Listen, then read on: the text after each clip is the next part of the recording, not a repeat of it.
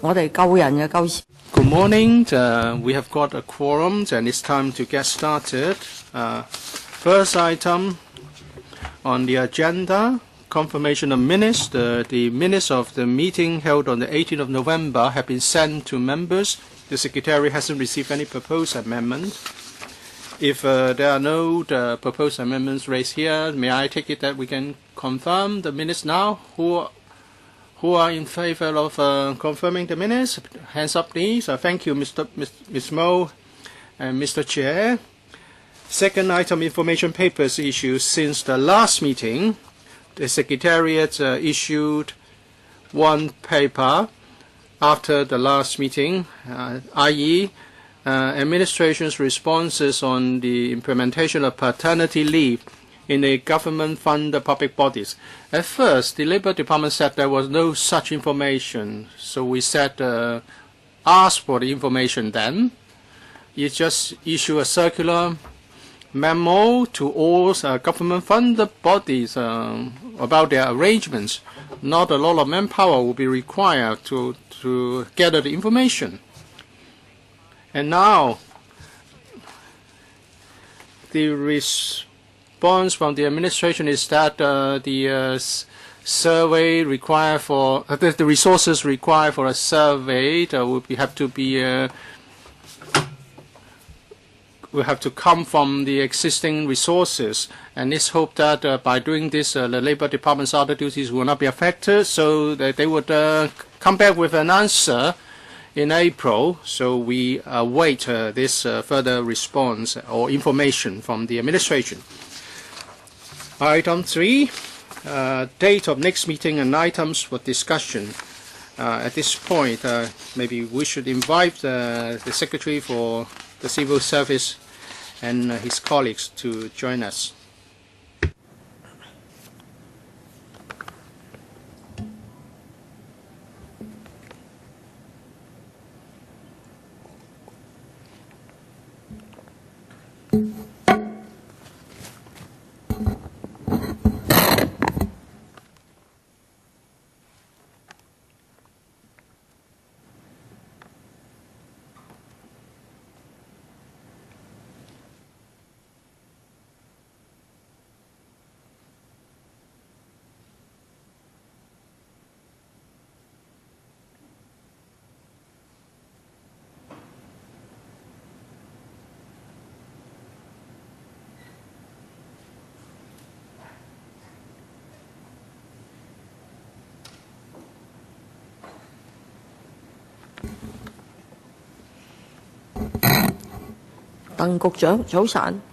Good morning, Mr. Tang. Good morning, Mr. Wong. And also, good morning, colleagues from the Civil Service Bureau.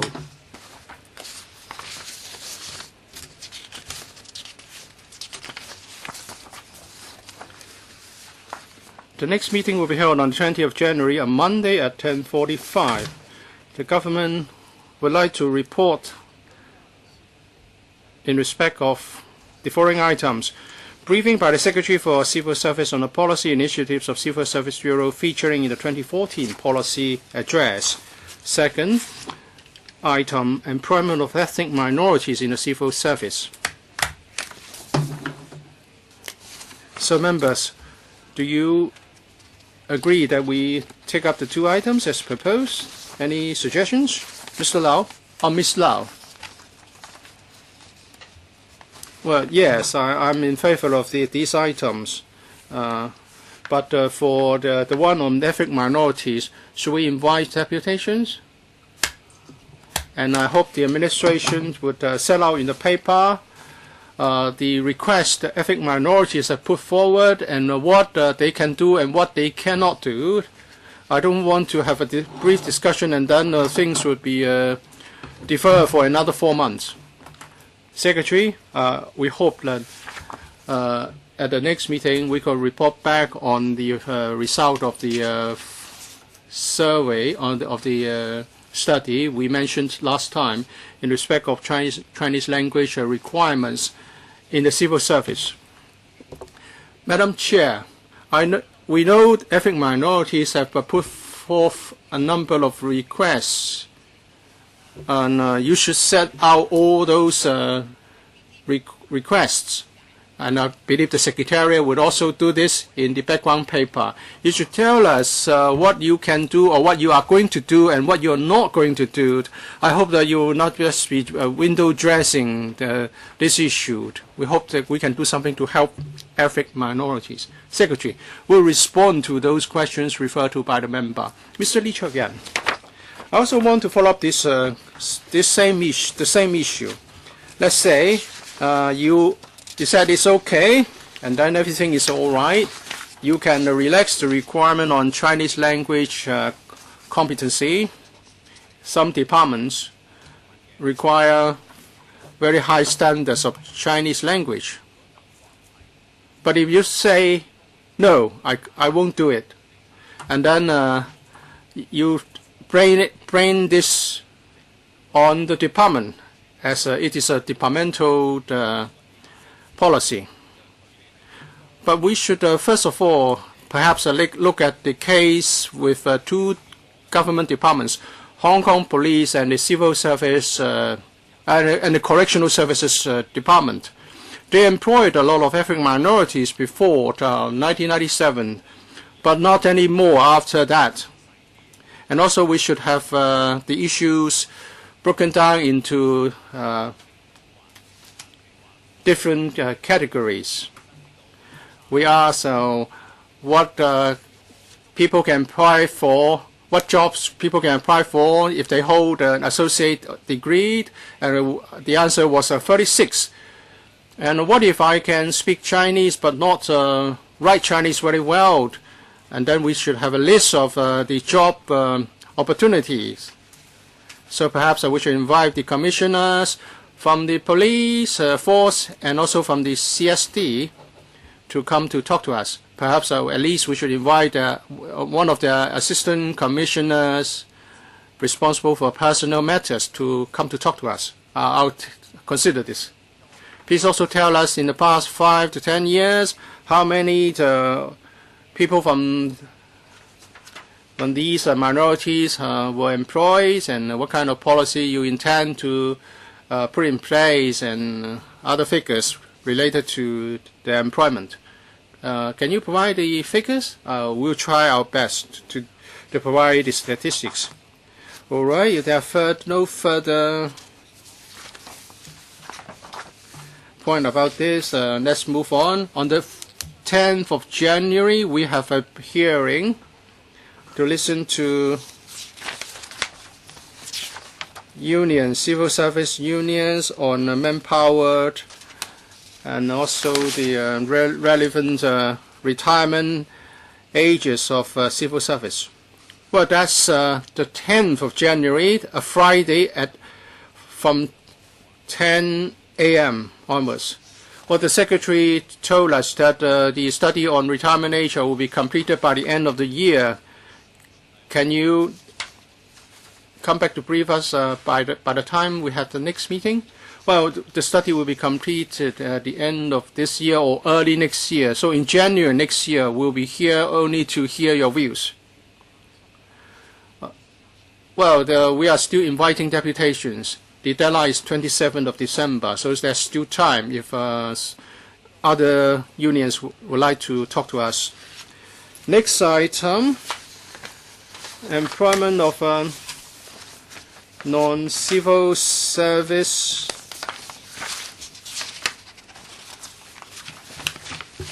non-civil service contract staff. Over to you, Secretary.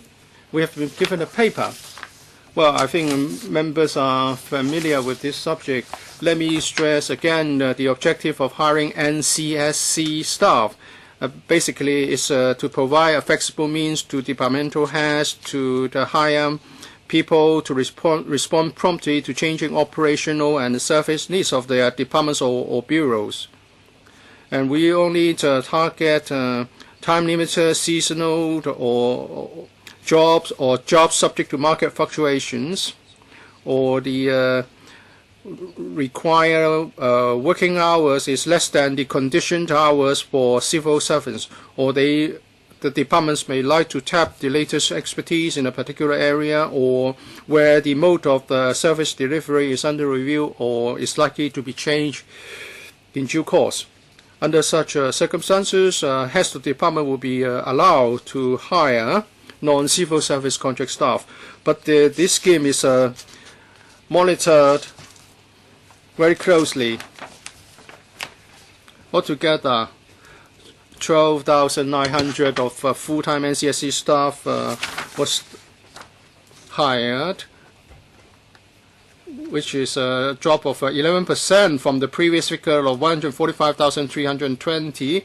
Well, if there's a permanent need for a job, then the department would seek to replace these NCSC positions with permanent civil service positions. Among the 6,000 or so posts that can be converted to CS posts, some 5,900 have been replaced by civil service positions. The departments will continue to review the situation, and they would secure resources to convert these NCSC posts to civil service posts. In the paper, we also set up the full-time NCSC staff in relation to their employment periods, gratuities, and other information, as well as the situation with the 8 departments which have hired the highest number of NCSC staff. But of course, in respect of Hong Kong Post, we have another agenda item today on its manpower situation. The Civil Service Bureau will continue to monitor the situation and to follow up with the necessary departments concerned in order to convert posts that are required on a permanent basis into civil service posts. Mr. Yip Kin Yuen, Mr. Lee Chok Yan, Mr. Wong Kok Heng, Mr. Kwok Wai Keung, and Mr. Poon Siu Peng would like to speak. 5 minutes for each member. Mr. Yip Kin Yuen. And now we have one more, Mr. Tony Chan. Mr. Yip. Well, from this paper, we know that on the whole, the number of NCSC post holders have dropped. This is good. For the Education Bureau, from 1,234 to 1,190, there's a drop. If we look at Annex G4, in respect of the Education Bureau, among the 1,190 NCSC staff, the fourth category is a special, 909. And the reasons of employment include this: to meet the unique operational needs in government schools under the school-based management initiatives. In the paper, paragraph 2, there are 4 needs for NCSC staff, but none is about this fourth category for Education Bureau. There are 4 needs set out in paragraph 2. Is this special need of the Education Bureau falls within the 4 needs in paragraph 2? If not, then what is the special operational needs? And what kind of people are involved? How many are they? Teachers, teaching assistants, workers, or other people? Because 909 of them belong to this category. Now let me start first, and then my colleagues will supplement. Now regarding the government schools, now for subsidized schools, of course, they have their own way of operation. Now for government schools, now the Educational Bureau has done a review, and on the whole, they feel that they have to develop more flexibility to use resources in order to provide better quality education. So putting it very simply, they need staff who are not necessarily civil servants. Of course, they may need some, but in other cases, they would need other non-civil servants to help them launch their quality education programs. maybe I'll defer to my colleague for the second point. Mr. Chan. Now, Chair, on this school-based management initiative involving the 900 plus staff, I'll give you some figures first. Now, about 280 of them are general staff, and then another 280 are educational assistants or teaching assistants, and then 130 are clerical staff, and there are other lab technicians, about 90 of them, computer IT staff, about 50, and then the remainder, about 70, are other support staff. Now, for these staff members, on the whole, they help to support the teaching and academic work and respond to the individual needs of schools when they have to launch their individual teaching programs, and to help them use the resources with greater flexibility. So the schools actually have autonomy over this, and we have also reflected this, our concern, to the Educational Bureau, and the Bureau is watching very closely on this to see if some of these can be turned into permanent civil service posts. And my understanding is that they are keeping a liaison with individual heads of schools. So that's all from me. A follow-up, Chair. Now, the general staff, what do you mean by this? Now, you also mentioned that you want to develop the school's initiatives and individual characteristics. Now, what do you mean? It's not something that they do on a seasonal basis. It's really a permanent thing. So why don't you turn the staff or the post into a permanent post? Please continue, Mr. Chan.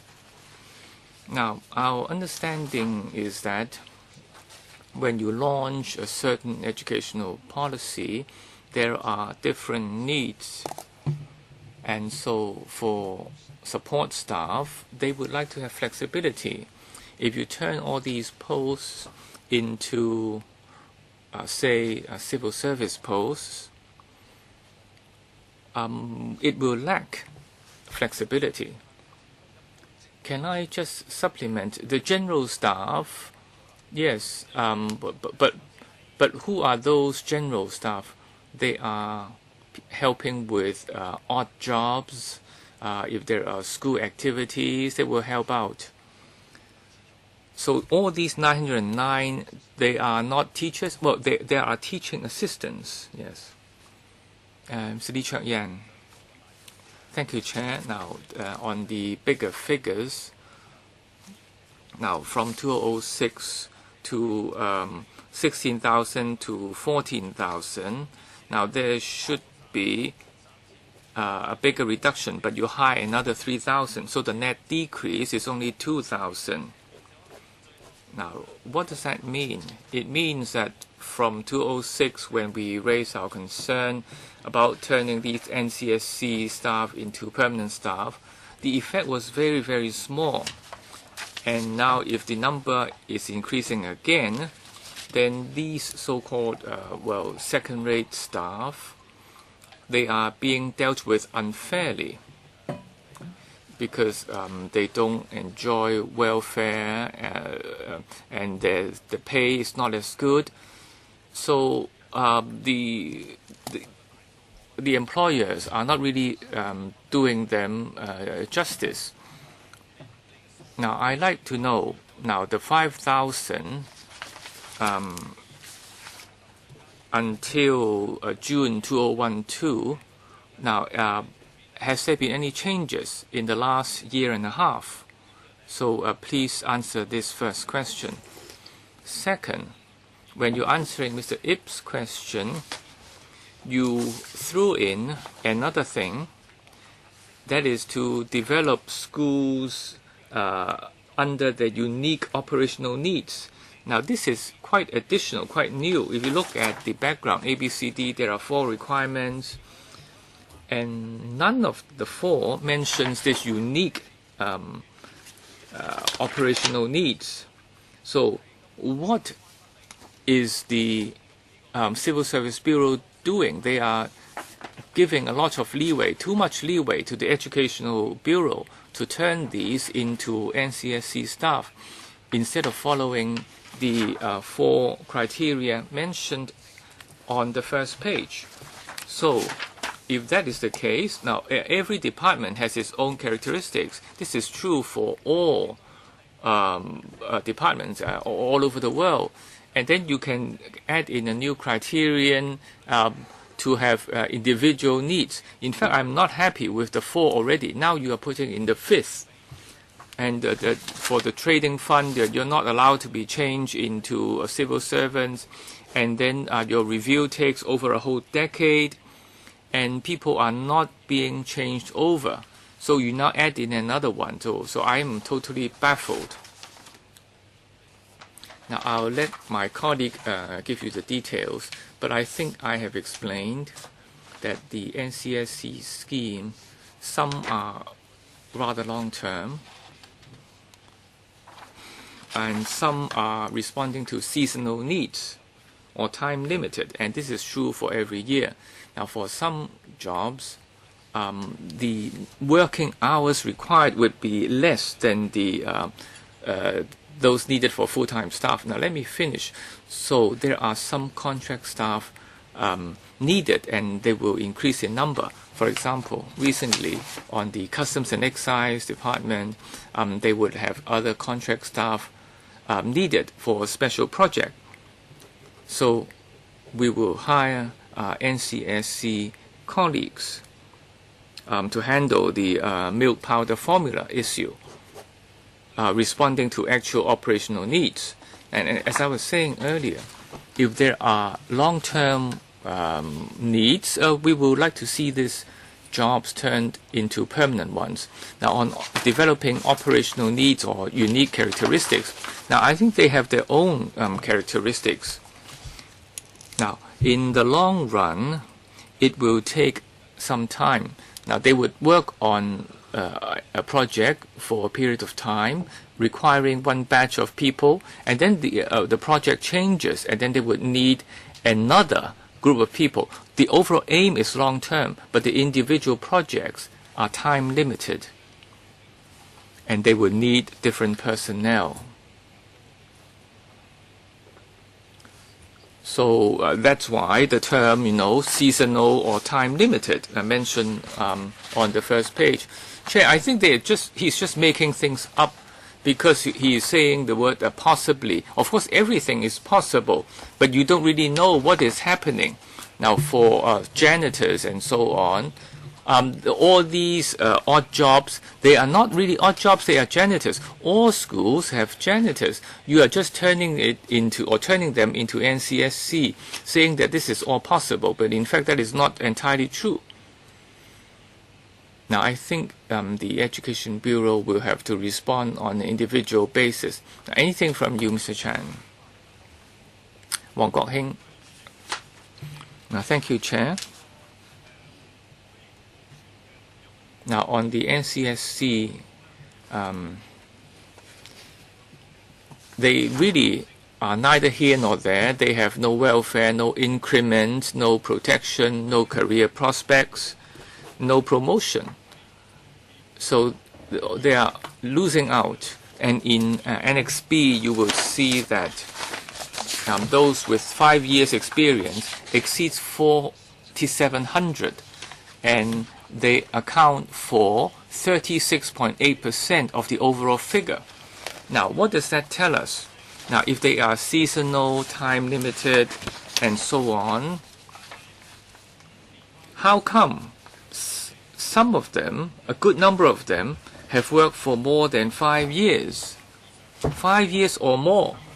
So, is there a need for them to continue? Of course. They are definitely not seasonal, not time-limited.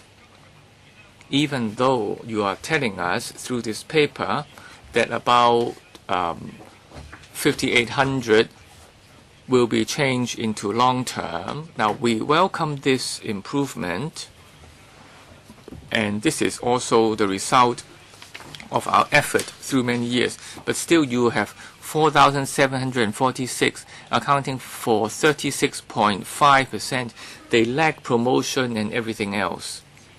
Now, in the coming budget, very soon we're going to have the budget. Now, how many percent? What is your aim to turn NCSC staff into permanent ones? That's my first question. Second, in Annex A, now you would see that Hong Kong Post is most heavily affected, and then the Leisure and Cultural Services Department, and then you have the E&M Services Department. Now, the next issue we're going to discuss the HKPO.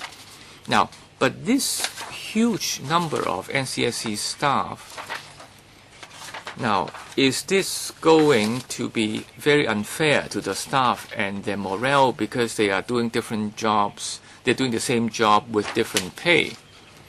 So apart from the Hong Kong Post, which we're going to discuss later, what about the LCSD and the EMSD? What plans does the government have to turn these NCSC staff into permanent staff? Two questions. Now maybe I'll respond to the first point. Now in our paragraph 12,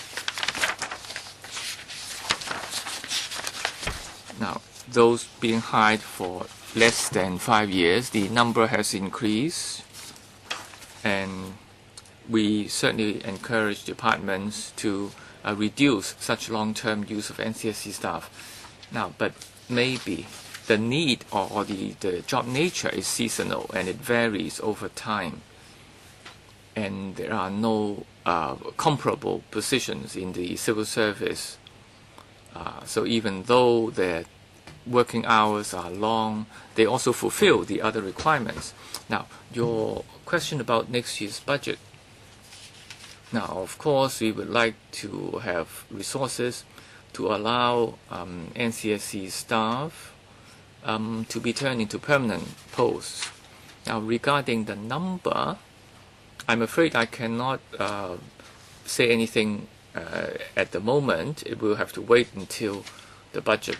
But I believe there should be a number of such posts, but everything depends on the final budget. Now, for the Hong Kong Post, we can discuss this under the next agenda item. Now, the departments, the LCSD, we are seeing improvements already, as I have been saying. Now, for the libraries, they have a new system in place, and they would like to see more permanent staff replacing the NCSC staff. And then for the EMSD, of course, they are affected by seasonal changes, and they have to follow the needs of market because they are operating under a trading fund, and they need the flexibility, and they have to work in conjunction with the training or retraining board. Okay, I asked the colleague to supplement. Yes. Now, the mentioning about 4,700 staff having 5 years or more, it has to be pointed out that, okay, they may belong to the same department, but they're working on different posts within the same department. So instead of, releasing that staff, they actually give them another position. So that's one thing. Secondly, now for time-limited jobs, now we understand that the time nature can be for 3 years or 5 years, but some projects can be as long as 10 years.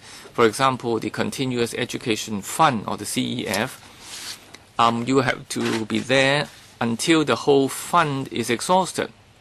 But the fund is not there forever. And then there are staff whose working hours are different. And that is to say, they do not work as many hours as the permanent civil servants. They are the so-called conditioned hours. For some posts, they don't have to work for so many days or for so many hours in a day. In due course, in a moment, we are going to talk about Hong Kong Post situations. They may not have to work for so long in the day or for so many days. And for LCSD, they have hundreds of lifeguards who are required during the swimming season. But the needs is not there around the year.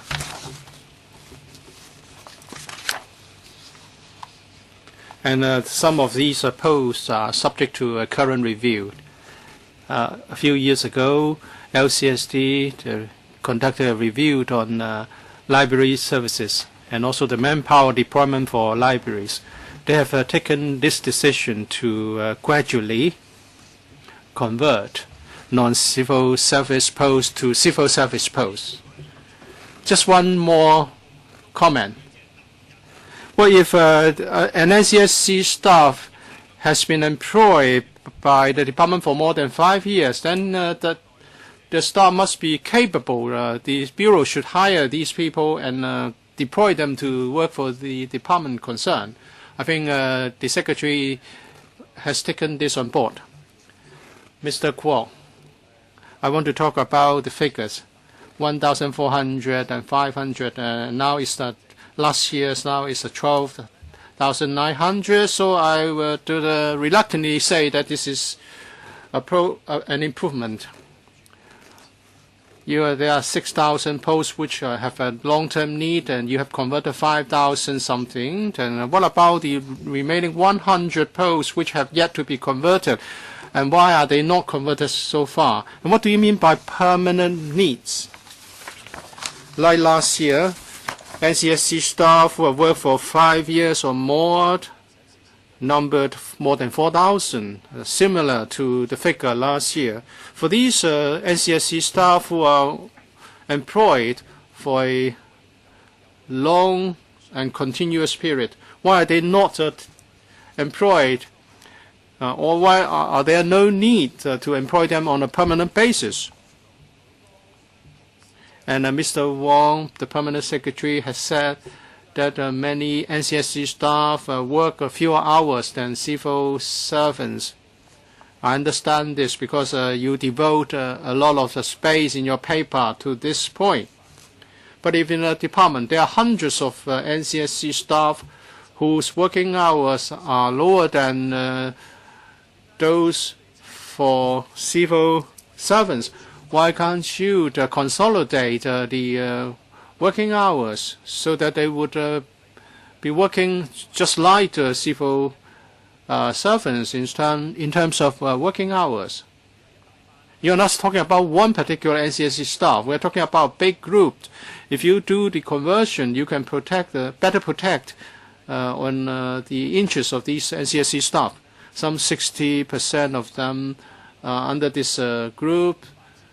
In this group, is only earning 8,000 to 10,000 or 10,000 to 12,000. I need to get breakdown figures. I suspect that most of them, or big proportion, will be earning under $10,000. And as a result, that they will not be able to lead a decent living standard. Well, I'll take a few questions first, and then I'll ask my colleague to supplement. There are 6,280 posts which can be converted into civil service posts. We have converted 5,895, and the remainder is a 300 odd per post. the departments will have to secure resources that through the annual exercise to do the conversion, because apart from getting the resources, we have to do something to tie in for the changes to the establishment. And also there will be a need to phase out existing NCSC staff before the posts can be converted into civil service posts. So this is a gradual process. Second, with regard to working hours, as Mr. Wong has explained, for some NCS staff, they may have worked for 5 years or more. Some of the time-limited duties have to last for 5 years. And also they may be seasonal. For example, for every year, they will just be working for 3 months. So that the NCSC staff might have served in the department for more than 5 years, but they will be doing this just for 3 months in any particular year. As for the working hours of NCSC staff, there are 2 considerations. We have to look at the actual service needs. In some cases, the department will only need extra hands during the peak seasons, and therefore they cannot convert these posts into permanent posts, requiring staff to work 9 to 5 every day. Because for some of the time there is a particular need for more hands, more people to be employed. So in terms of working hours, the NCSC staff may be working fewer hours than their civil service counterparts. Deputy Chairman, some members have brought up the issue that the NCSC staff number is still consistently on the high side. In one of the annexes, of course, number 1 is Hong Kong Post, 2nd LCSD, 3rd EMSD, and then Education Bureau. In terms of the number of NCSC staff, EMSD, there was a lift accident. EMSD asked for an increase in manpower, and this council agreed. Maybe the resources approved went to the hiring of NCSC staff. Please confirm if this is the case. For those who have worked 3 years to less than 5 years, or 5 years or more, they account for 50 or 48.4%. That's a high percentage, and they work in different departments, and they are responsible for different tasks. How many of them got a promotion? If they have worked continuously for 3 to 5 years or more, and they are not getting the same pay, it's not fair to them. Can we be given the figures concerned? Maybe I can ask Mr. Chen, Director, for the 4,700 odd colleagues who have served for more than for 5 years or more. Among them, 1,400 have changed their posts in the period concerned. We can provide figures on different departments after the meeting. Further questions from you, Mr. Poon? EMSD has hired 1,000 odd NCSC staff. Last year, we asked for some more manpower to inspect lifts. Is that the case? More than 70% of the staff work under the trading fund. And the trading fund will have regard to market needs. And the workload fluctuates. At the same time, the trading fund system means that these posts cannot be converted. But the Bureau would keep these arrangements under review. Mr. Chair,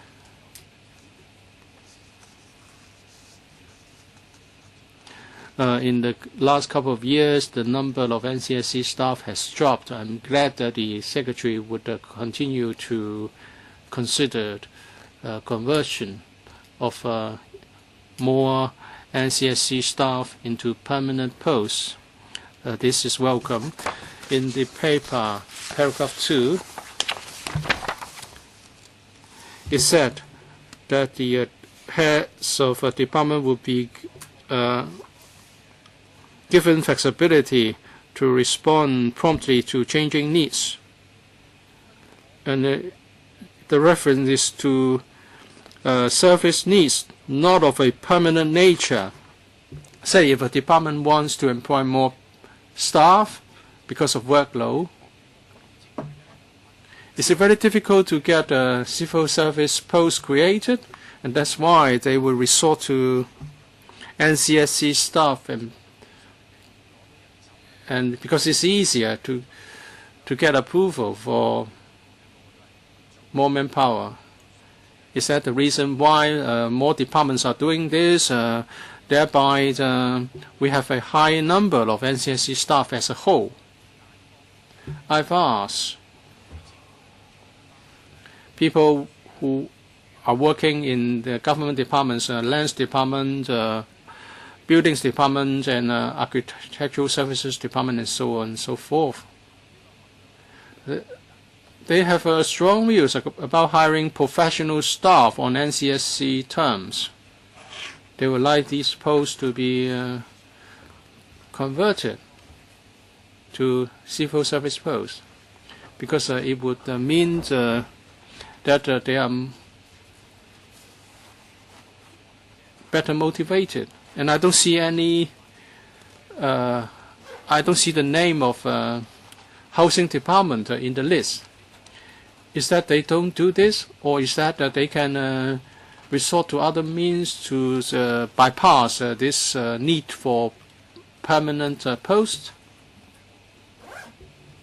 In my constituency, there are other departments involved. Buildings department, for instance, there are 222 surveyors. 45 of them are on contract terms, or 20% are on contract terms. 225 in the lands department, 40 to 50 of them are employed on contract terms. Do you agree that the percentage is rather high, and the two departments would have a lot to do in the future? Of course, you cannot say that the needs are permanent. Nothing is permanent, but the duties will be there for a long period in the future. So is there a need to review the situation again? Secretary. Well, I'll say something, and then I ask my colleague Mr. Chan to respond to questions on specific departments. Every year,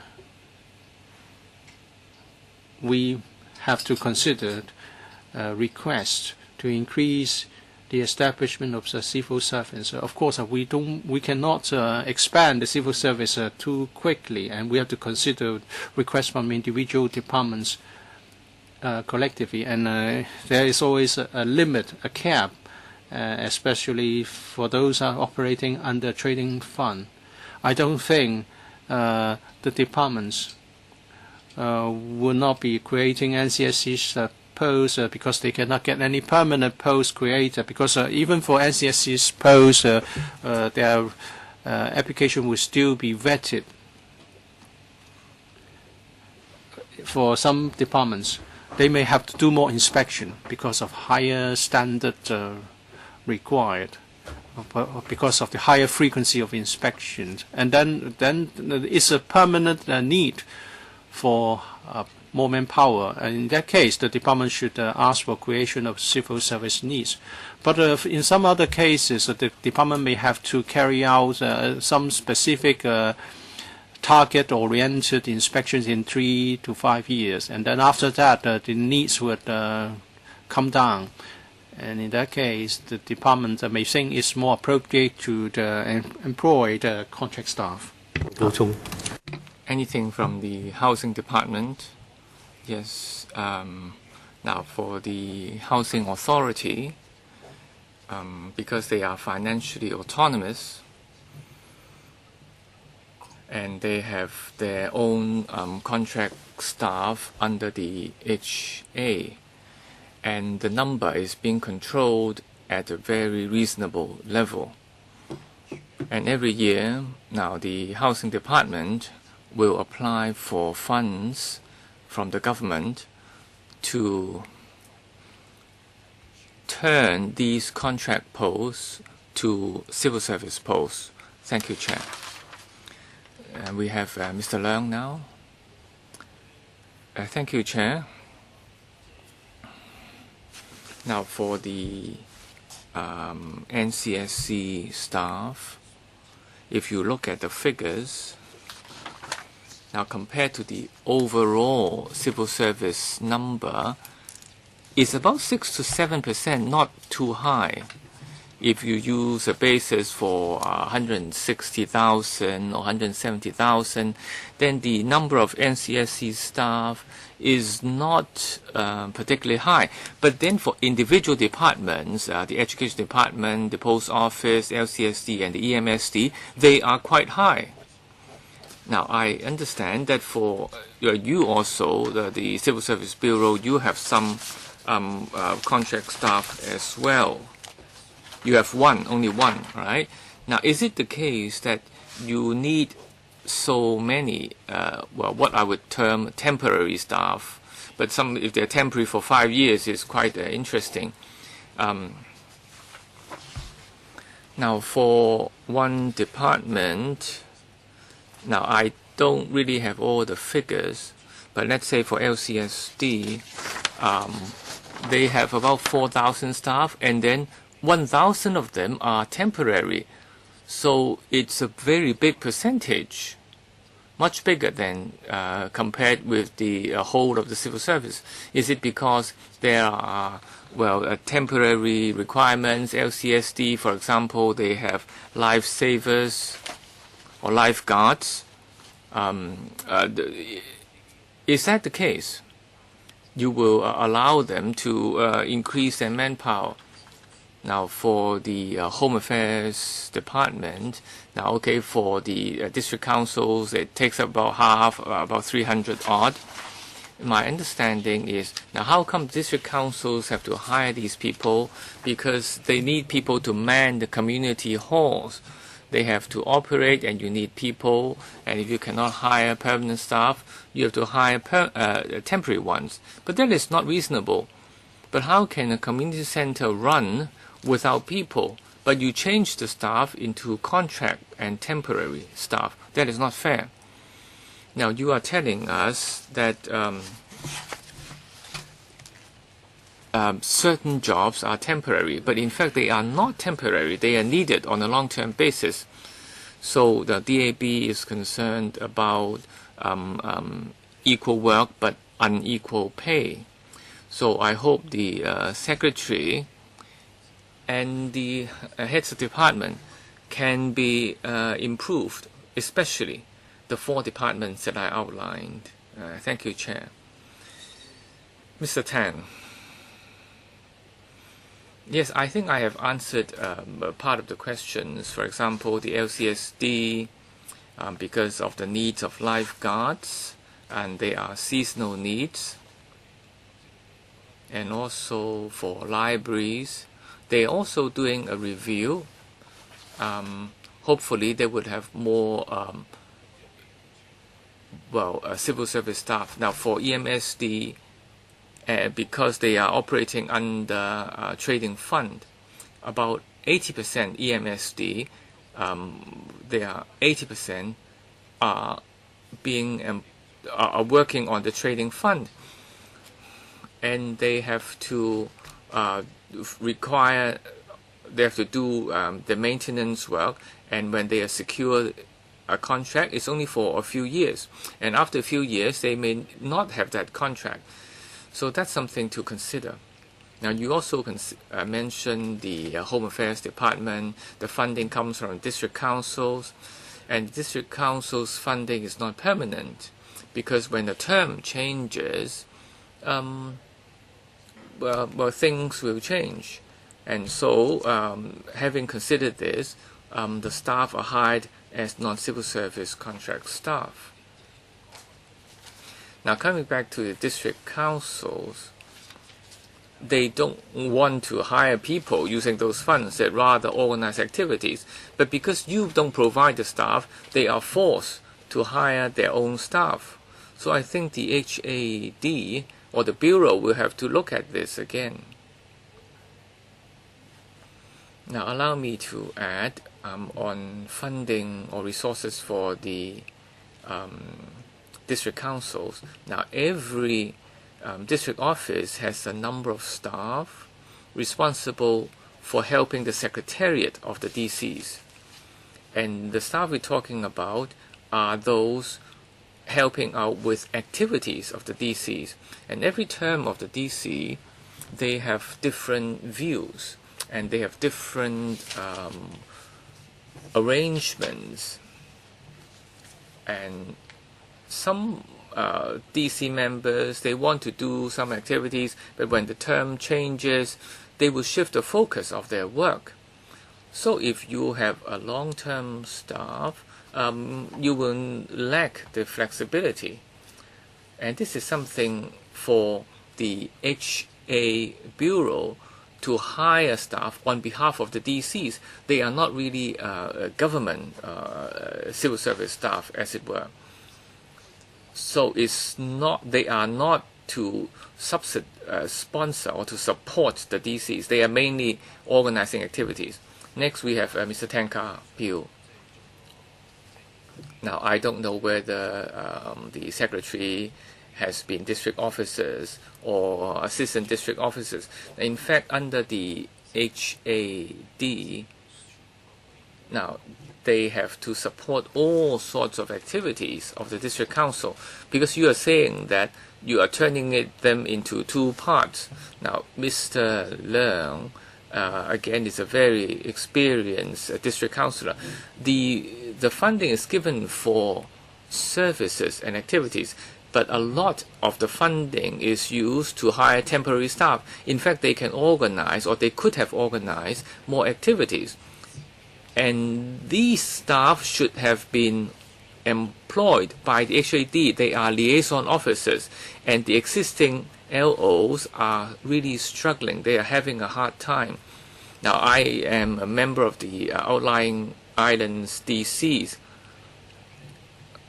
Now, we have plans, but we have no one to implement the plans, and we have a shortfall of LOs, not to mention the more junior staff.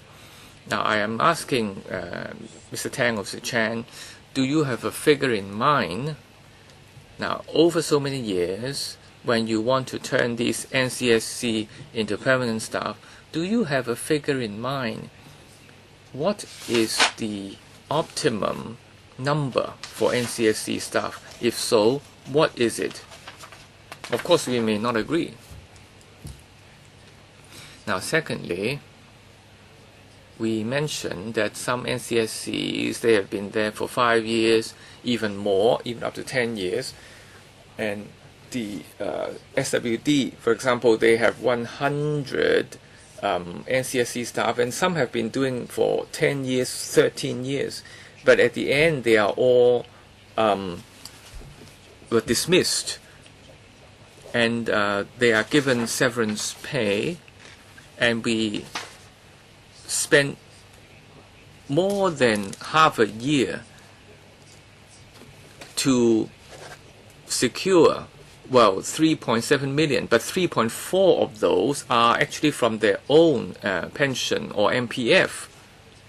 Now, you are allowing departments to hire NCSC staff, but have you given them instructions? Now, Mr. C.Y. Leung, in his platform, said that these NCSC staff numbers should be set off gradually, so you should be taking the lead. Now, thank you for your question. Now, your first point about the NCSC staff, whether we have an optimum number in mind. No, we don't, because we look at actual situation.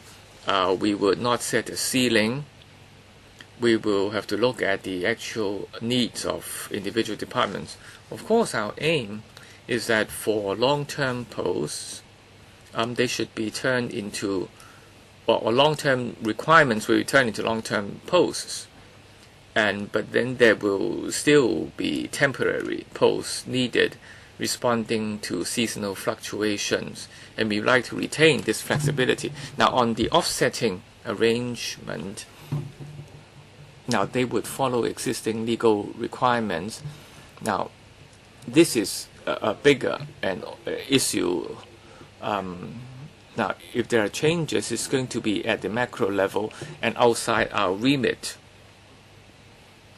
Now, whether the government should be taking the lead, as you said, now we have to look at what we have been doing, and it's overall a pretty complex issue, and there's a background of the MPF, as I'm sure you're aware. It's pretty controversial.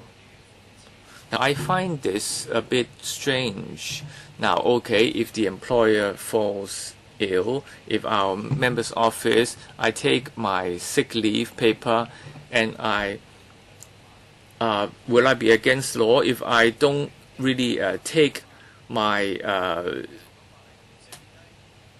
pay? Now, in fact, as a good employer, you should be doing more than the legal requirements to dismiss the set-off, and then for all NCSCs, they would have 15% of the gratuity. Can you promise to do that? Now, I think for the setting off arrangement is controversial.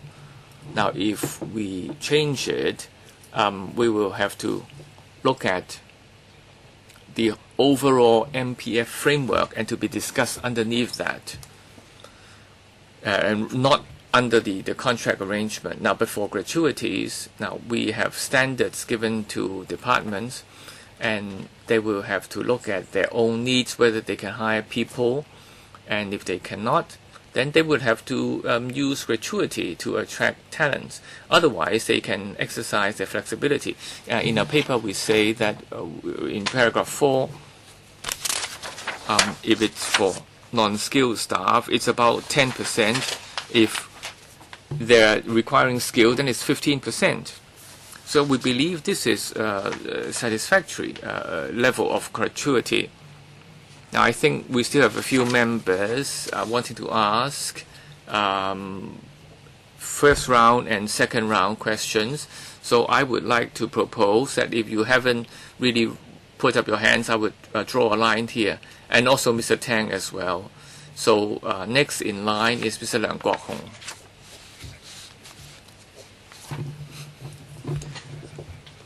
Now, I think we have to act more than the legal minimum, but this is exactly what the government is doing. Now, if Mr.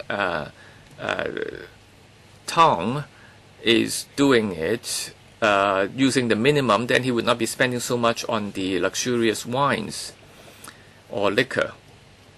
Now, and he would be more thrifty in using public funds.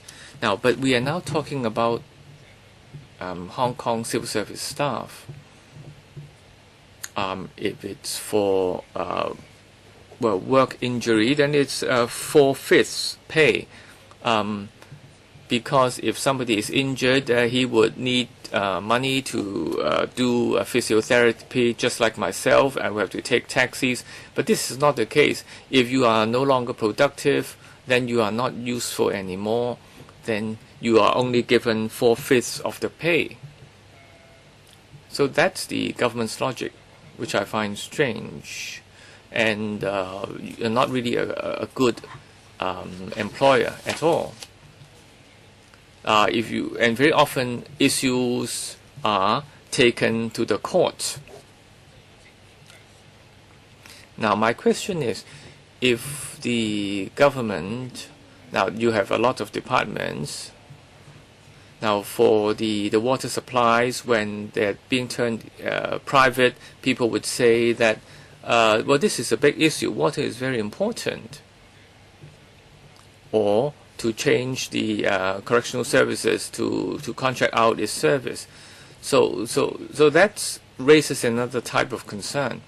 Now, what I like to point out is, now both of you, before you were head of a bureau, Mr. Tan, there was a deduction in civil service pay.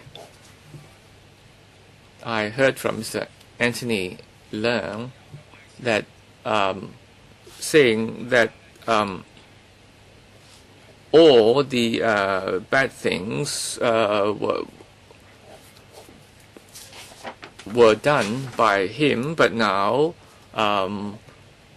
people are trying to suggest that he has the talent, and in fact, when he was financial secretary, he started a cut in pay, and that was started during his terms of office. So the pay was cut, outsourcing was promoted, and you even asked employment agencies to provide manpower for you. You have a lot of money. Would you agree that his logic is flawed? Have you looked into this? This is what we've been talking about in terms of the civil service. As the old saying goes, even the emperor would not maintain a starving enemy. So what is your policy directive? You don't look at the investment and the output? Do you have any policy on the outcome? Should you be offering something better than the private sector? Or would you be offering something worse than the private sector? And you end up delivering inferior service, although the cost does not come down actually. Do you look at the effectiveness? Do you have a specific policy objective here? Secretary, I want to respond to a couple of points made by the member. If we create a civil service post, well, then we're offering permanent contracts. The needs are permanent. We have to be careful in creating civil service posts. We only do this if there's a need. But what about those which have been doing the job for more than 10 years? Is your house that you have lived in for 10 years can be demolished anytime? It's just a shelter to you? Well, we are talking about people who have been working in the post for 10 years. Let me ask you, well,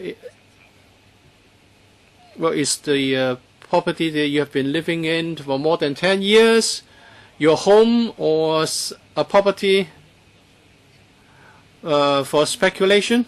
Well, I think whatever you try to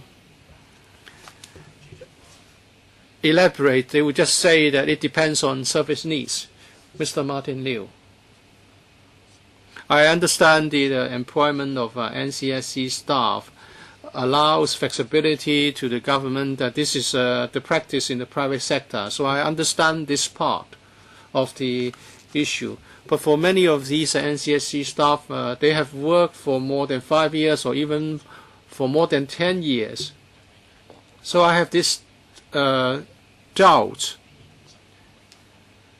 Has there been any problem with the establishment planning in the civil service? Have we got any systemic problems or policy problems?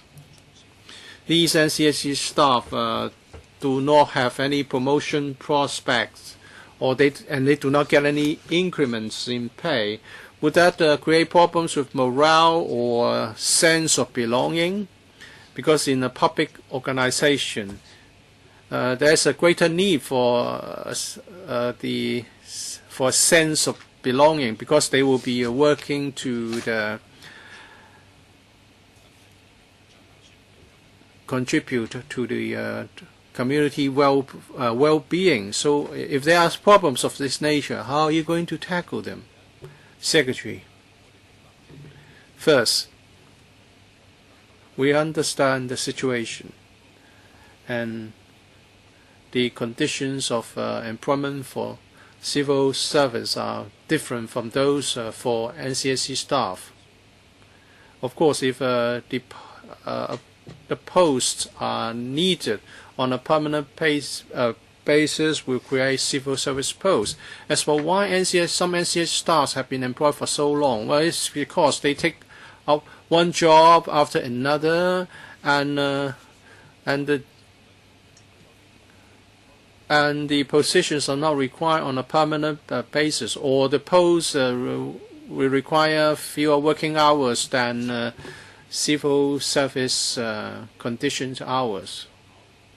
And the departments will have to consider whether the terms offer would be able to attract quality people to do the job. If the terms offer are too bad, then they will not be getting the right people for the post.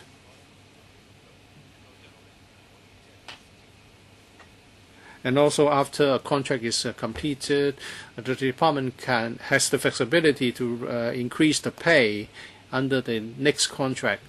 So the departments will look at the needs in the market, and also they have to make sure that they can hire the right people to work for them. If the terms are not good enough, they will not be able to meet their needs. Mr. Liu, you want to ask follow-up questions? Yes. I said I agreed that flexibility would be important. You said some jobs cannot be found in the civil service, but the civil service must progress with the times. If there's people who are outside the establishment and they have been working for more than 10 years, then is there a problem with your manpower planning, or that the systems cannot be developed in conjunction with the needs? Well, of course, the establishment of civil service is stable. It's not impossible to create more posts, but we have to handle this very carefully. For example, in some cases, we need IT people for a long project, but the staff required will not be working for a long period of time, because you need to adjust to meet different needs, different changes, and you can use NCSC contracts to attract people to work for, say, a contract, just one contract. We must allow flexibility. And for some of the posts, they are not readily available in the civil service. If you ask me whether we can create those civil service grades, of course we can, but we have to be careful. We have to look at the changing needs. We may not be requiring these people on a permanent basis. We may need to hire them over 1 or 2 contracts, and then we will move on, and then other people will be needed. All right, we have 4 members for the second round, 3 minutes for each member.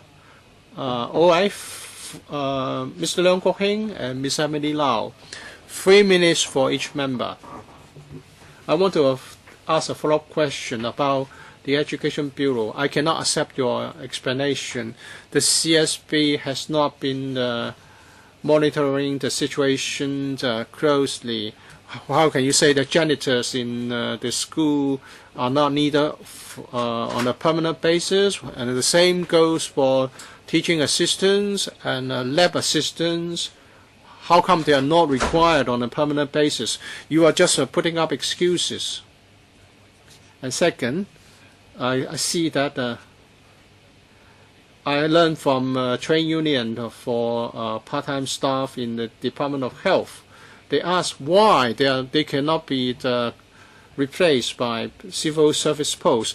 These people are deployed at boundary crossing points to see if anyone entering Hong Kong has a fever, or that the visitor is a pregnant woman.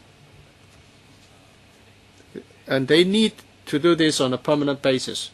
And now you are making a retrograde step in that you are considering outsourcing the jobs.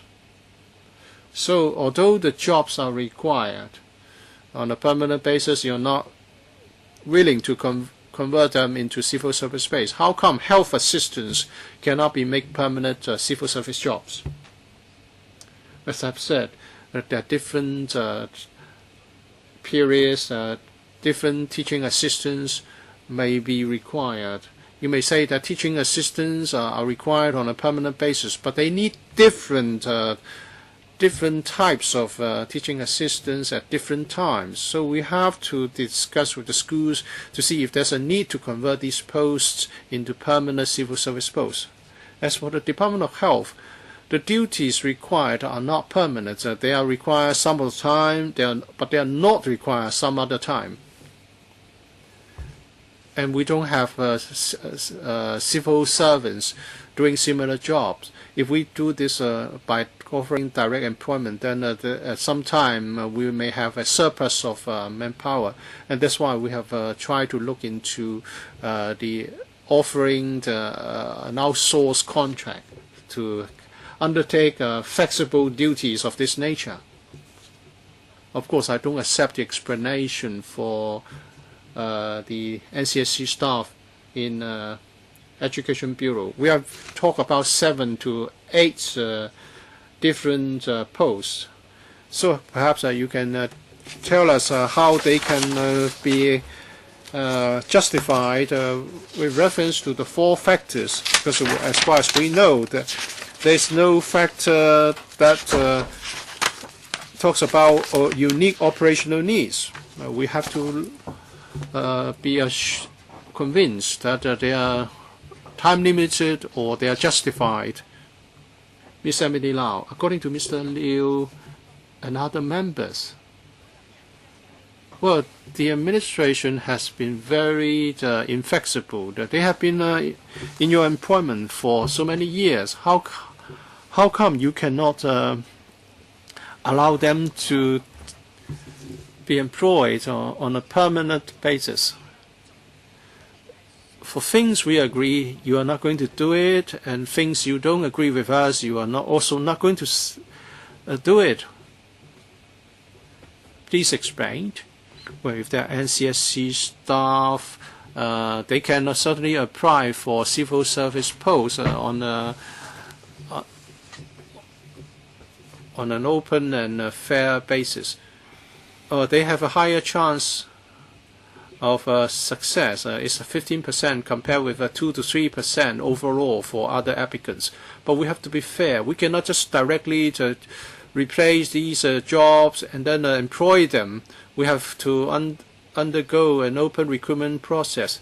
As for the employment period being over 5 years, we're talking about the job nature being not permanent. In maybe for 5 years, the NCSC staff have undertaken 2 different posts, and the work nature is not something that the civil service offers. Of course, NCSC staff can always apply for civil service post. Given that they have some experience in working for the government, they are in an advantageous position. But if they have worked for 2 contracts for over 5 years, or for 5 years contract twice, how come they are not required permanently? Now you have heard so many views. I hope you will bring the views back and you will consider them instead of continuing with just your way of doing things. Yes, we have given this very serious thought, and we have to be very careful when having public recruitment.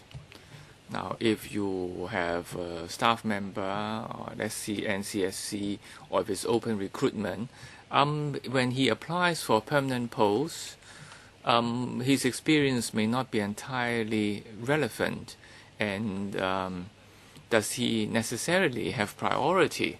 Okay, he may have some advantage, but the transfer should not be automatic, because otherwise it will come into conflict with us being fair and transparent. Because even for an existing civil servant, if you are working in one particular grade and you want to apply for another grade, you have to go through the public recruitment process. Now, I'm sorry, speaker's not coming through. Okay, yes, it's better now. When I was responding to members, I mentioned 4,700 staff members. Some have worked for more than 5 years, but sometimes they worked in different positions within the 5 years. They have worked more than one post, more than one job. So that's one thing. Secondly, sometimes the projects are time limited and they can exceed 10 years. For example, the Continuing Education Fund is one example. It's a one-off thing, but you have to exhaust the fund. And at the moment, the fund is still there. But in the long run, will the fund be there forever? You know, that's one thing we have to consider. Thirdly, some staff, when we first hire them, we don't want them to come in for 5 days every week, or 8 days, or 8 hours per day. Now, the example I meant to give was, for example, when we discuss our next agenda item, the Hong Kong Post, when you are delivering mails, that's one example, because every day you have a receipt and then dispatch, and you only do the collection after 3 p.m. And there are only several hours for processing the mail. So you need a lot of staff members in the evening, and they are not needed in the daytime. So the hours, or the working hours, are very different from other colleagues on a permanent basis. And we are constantly reviewing our services. Now, in the past, there is no policy fixed for certain long posts. For example, for the libraries under the LCSD or the museums. Now, what is the way of delivering the service in the future? Is it to be done by all civil servants, or NCSC plus the civil servants? Now, these policies are not yet decided, and you cannot change the status of those staff. In fact, decision has been made, and now for libraries, mainly it will be done by civil servants. So every year, posts are given to the LCSD to turn some of these NCSC staff into permanent ones. Mr. Ip, 3 minutes. I'd like to come back to the Education Bureau. Now, it's good. Ms. Emily Lau is here. Now, we should follow rules and regulations. That's what she says every time. Now, if we hire the NCSC staff, you have to follow the 4 criteria, A, B, C, D, but the EMB has included one additional requirement, that's a special unique operational needs. I don't think we should accept this, because all your items should come under the 4 criteria mentioned on the first page. So I am asking the government to consider using the 4 criteria to rearrange 909 posts and how they should be distributed. Now, the Secretary told us that they are unique operational needs and there are seasonal fluctuations. So what he is saying that these should come under A. And do all 900 come under A? Can you arrange them, the 900 plus, under the 4 headings? If you can't do it today, and give us next time. Mr. Tang, I think we will understand more with the Education Bureau after the meeting. Now, can I just respond? Now, while relaying the question to the Education Bureau, I'm sure, Mr. Ip, you understand that in schools, they will launch different projects or policies, and the Education Bureau have different types of subsidies for schools for different activities.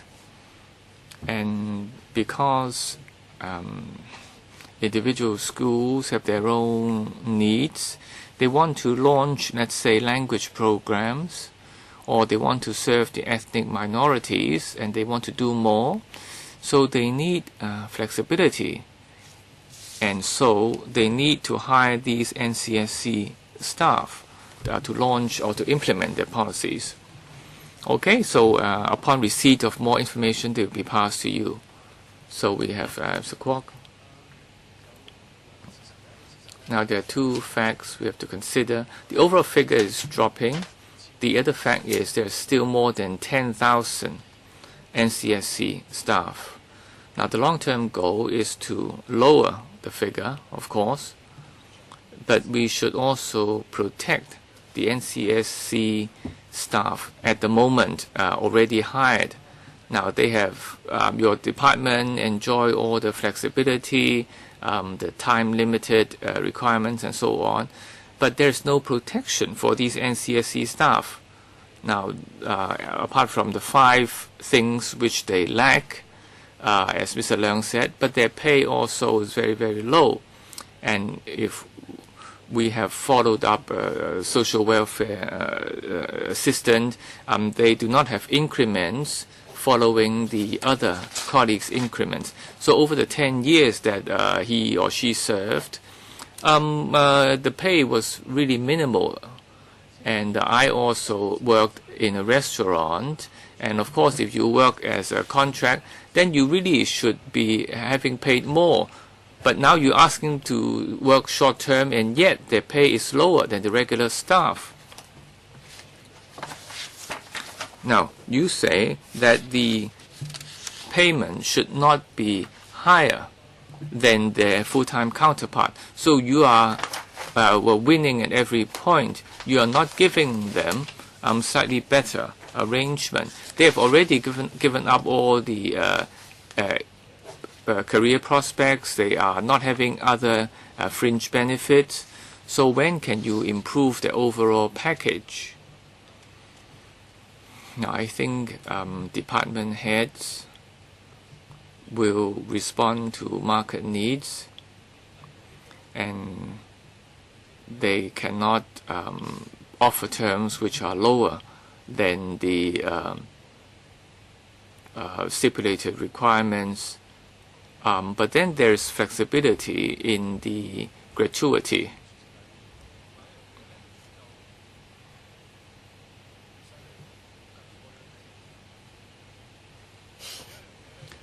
The other thing is, now for the annual increment, now after revision for departments, we ask them to departments to make adjustments, and very often they would follow the adjustments, and sometimes the percentage increase is higher than their full-time counterparts. Now, if we are giving them the autonomy to the departments, we want to make sure that they can hire the necessary talents. Mr. Tang. Yes, I am still concerned about the gratuity and the offsetting. Now, if you ask the departments two lump sums, the gratuity and the MPF, and you have the additional appendix. Now, the MPF for one particular year, how much is used for offsetting? I'm sure you have such figures. You will have to spend some time to dig them up. Now, can I ask you to ask the individual departments the offsetting amount for severance pay and the MPF? So how much of the MPF contribution has been used for these purposes? And I believe the figures will tell us the true picture. And it will show that the government is doing a lot of offsetting. And on gratuity, you say that there are guidelines. Okay, there is a 10% and a 15% figure. I think there is discrimination here. It's not a difference between 10 and 15%, but those who have and those who have not. Can you guarantee that under 4B, those who are non-skilled workers, the NCSCs, that they are given 10% gratuity? Can you give this guarantee?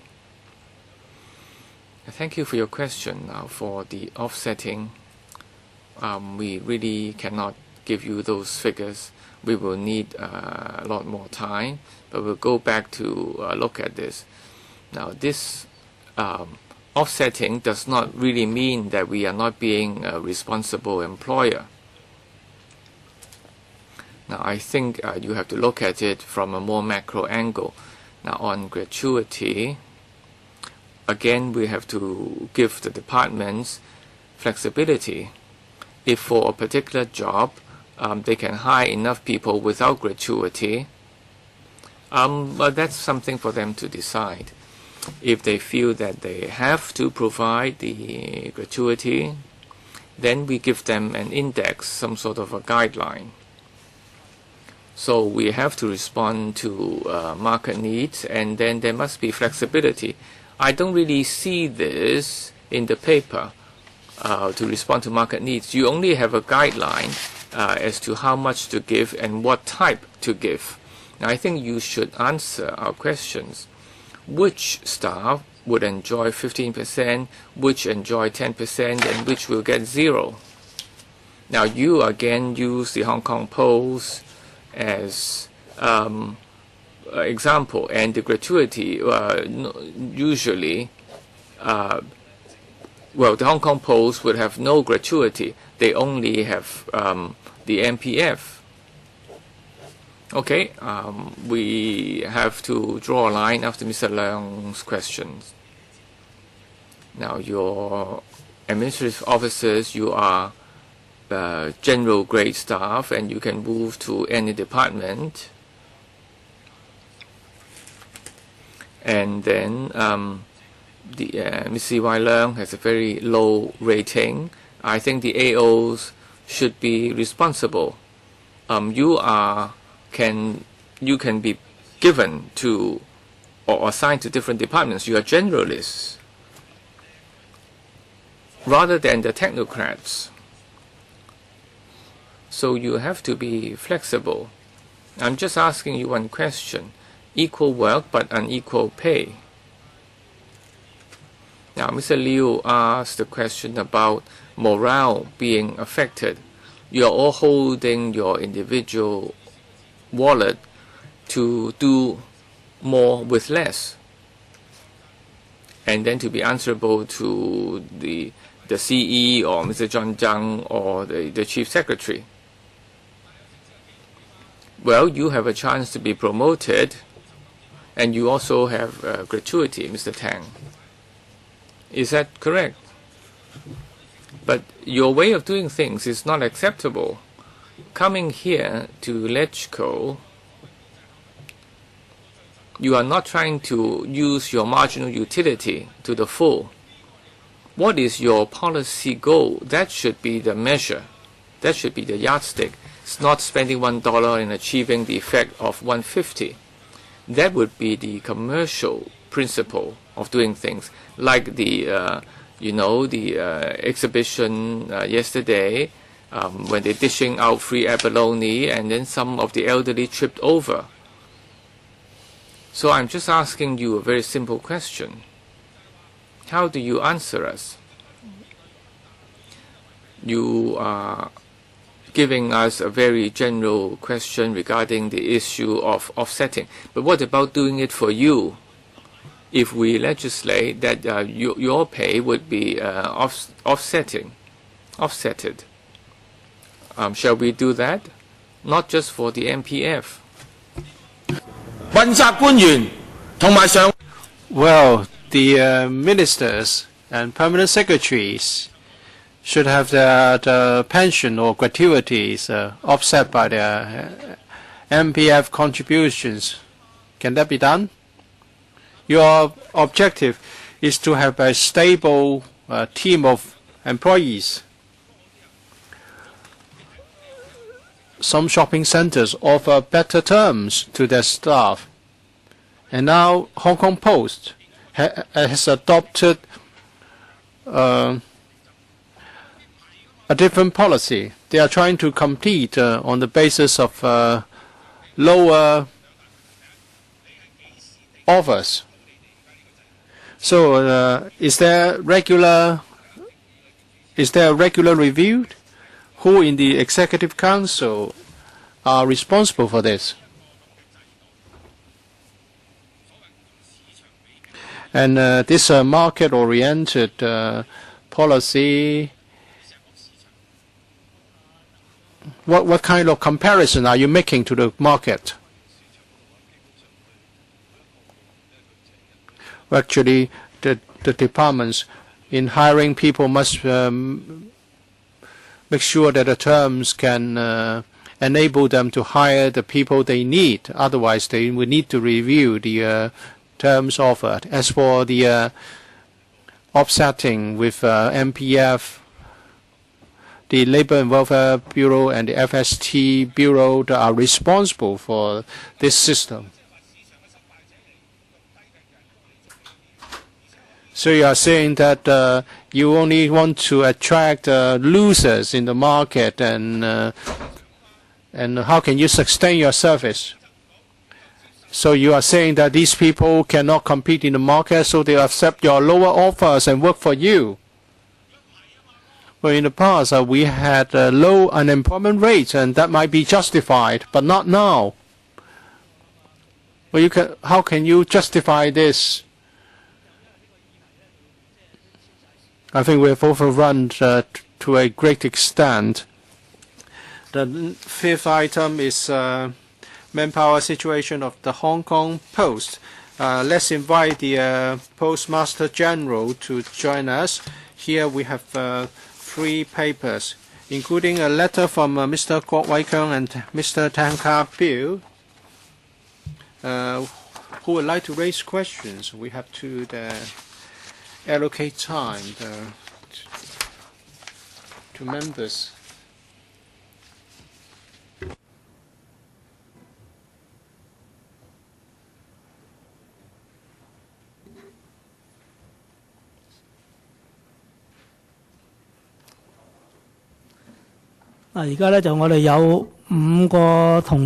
Five colleagues have raised their hands. Mr. Wong Kok Heng, Mr. Tan Ka Biu, Mr. Kwok Wai Keung, Mr. Tony Chia, Mr. Leung Kwok Hong.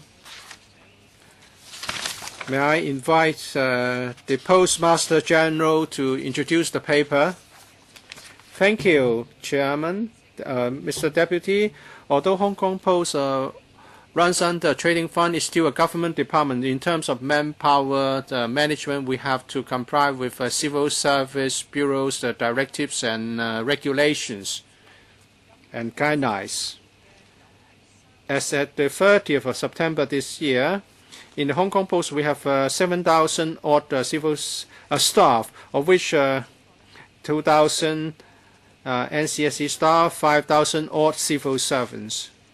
In terms of manpower, there are a few points to note here. Hong Kong Post do seldom contract out its services. We mainly rely on our core staff.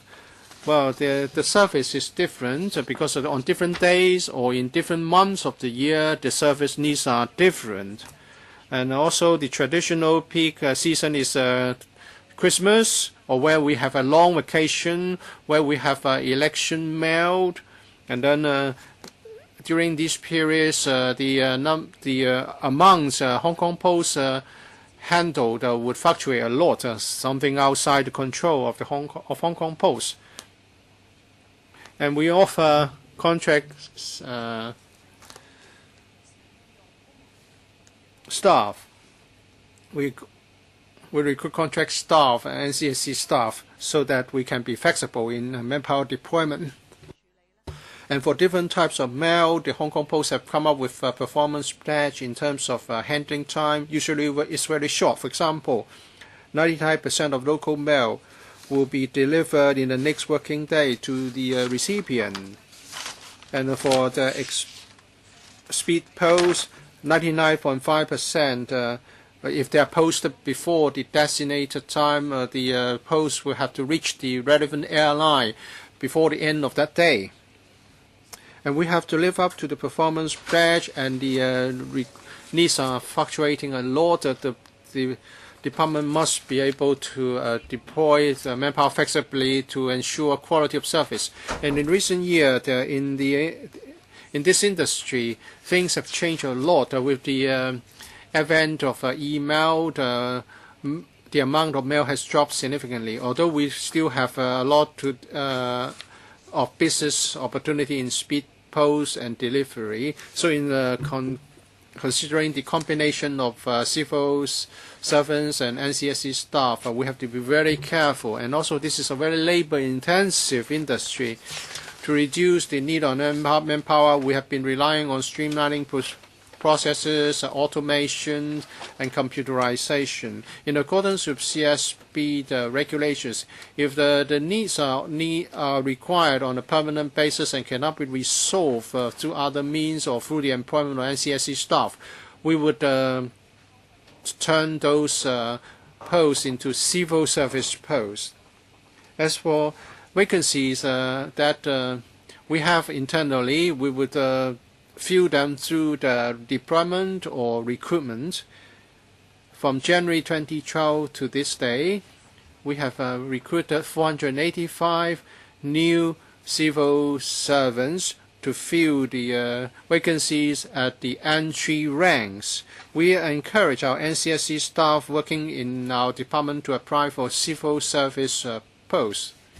Because these NCSC staff have working experience in the government, they do enjoy some advantage over other applicants. In the recent round of recruitment, 142 postmen we recruited, have half of them, more than half of them, filled by the NCSC staff. In order to prevent a lot of slack time, we have to maintain service quality on the one hand, and to allow flexible deployment of manpower on the other. From time to time, they need to work overtime. 96% of the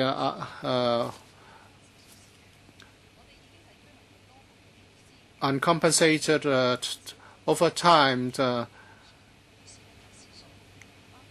are under the 180-hour rule of the CSP. We will streamline the process and resort to other means to reduce the need for overtime. We have set up a task force to handle the cases whereby the uncompensated overtime is on the high side. On the one hand, the well, for such uncompensated overtime hours has reduced by a great margin. As for promotion prospect for Hong Kong Post staff, some unions have asked for better promotion prospects for the postman grade and the provision of long service increment for the rank. As the main duty of postman grade is mail delivery, there are relatively fewer posts with supervisory duties. Under the prevailing civil service policy, promotion for civil service is based on merits and subject to the availability of vacancies in the promotion rank. Whether the civil service post can be created is subject to operational justifications. With regard to the provision of long service increments, the CSP has advised that the Standing Commission has examined the case a number of times and is found that there are no grounds to introduce such an increment to civilian grades. And this is my brief introduction. We are happy to take questions. We have 6 members who have raised their hands. Time is limited, so I will allow 4 minutes for questions and answers for each member. Mr. Wong Kok Heng, I have 2 questions for the Postmaster General and for the CSP. In paragraph 4, paragraph 5, and also in the speech of the Postmaster General, it said that there have been significant changes in the industry. For example, the use of electronic communication, and also there are private operators taking away lucrative business. If the Hong Kong Post continues to be operated under a trading fund, then Hong Kong Post is the hardest hit department in terms of employment of NCSC staff, because this is labor intensive, and at the same time you face these significant changes in the market. So what can you do to cope? You have to exploit these civil servants who are there for a long time, or NCSC staff. But this is a distorted situation. So my question is, can the Postmaster General conduct a thorough review instead of giving us the so-called general picture in this poorly drafted paper? Would you be willing to conduct a comprehensive review of the trading fund? Second question, paragraphs 60 and 17. Many staff would like to be given a long-term long service increment, because many postmen have worked for 30 years, and only then they would be considered for the promotion to senior postman. So they have to work for 30 years before they are eligible for consideration, and they have to work overtime on a prolonged basis, and the arrangement is unsatisfactory. Many of them are unwilling to take up the employment as postal officers. And the last time the increment request was turned down in 1989. It's almost 25 years ago. Shouldn't there be a comprehensive review now? And also, Postmaster General and Secretary, are you still sticking to the position adopted in 1989? Is it not the right time now to conduct a review? Secretary, I would talk about the increment, long service increment, and I ask the Postmaster General to respond to other questions. Whether there should be a long service increment is based on a few considerations. First of all, we have to look at the needs, the needs of the duties. If for a certain grade we have to offer this pay, well, then we have to offer it to our staff. As for increment, it's given to civil servants in accordance with work experience. If you say beyond a certain point or after reaching the top point, is there a case for giving another increment beyond that? Well, it has to be considered in the light of the duties required.